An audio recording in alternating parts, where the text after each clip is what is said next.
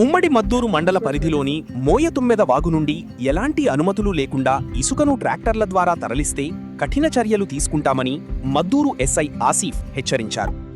మోయతుమ్మెద వాగులో అక్రమ ఇసుక రవాణాపై పోలీసు శాఖ ప్రత్యేక నిఘా ఏర్పాటు చేసినట్లు ఆయన తెలిపారు.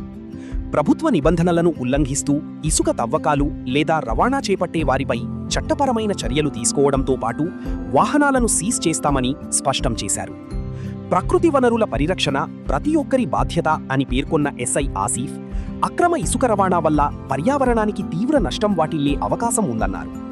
అందువల్ల ప్రజలు ఎవరైనా అక్రమంగా ఇసుక తరలిస్తున్నట్లు గమనిస్తే వెంటనే పోలీసులకు సమాచారం అందించాలని కోరారు.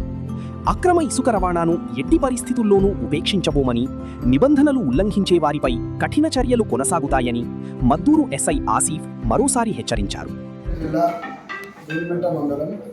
మద్దూరు పోలీస్ స్టేషన్ పరిధిలోని దుర్మిట, లింగాపూర్, జాలపల్లి, బైరాన్పల్లి గ్రామ శివార్లలో మోయతుమ్మెద వాగు వెళ్తూ ఉంటుంది. అందులో ఇప్పుడు ఈ జాలపల్లికును మరియు బైరాన్పల్లికి 2 గ్రామాలకు ఇసుక రీచ్ పర్మిషన్ ఉన్నది. దూల్మిట్టకు కూడా ఓన్లీ దూల్మిట్ట గ్రామానికి సంబంధించిన ఇసుక రీచ్కు పర్మిషన్ ఉందని తహసీల్దార్ దూల్మిట్ట గారు చెప్పడం జరిగింది. ఇది ఏదైతే మన ఊరు ఇసుక వాహనముకు సంబంధించిన ఏవైతే పరిమితులు ఉన్నాయో దానికి లోబడి మాత్రమే ఇసుక రవాణా చేసుకోవాలి.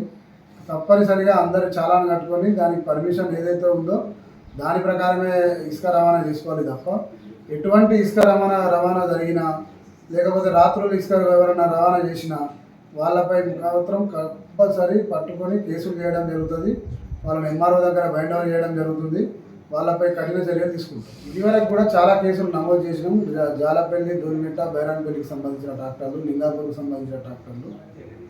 ఎవరైనా ఇసుక అనుమతులు లేకుండా ఎవరైనా ఇసుక తరలింపు చేస్తే మాత్రం వాళ్ళపై కంపల్సరీ కఠిన చర్యలు తీసుకుంటాం.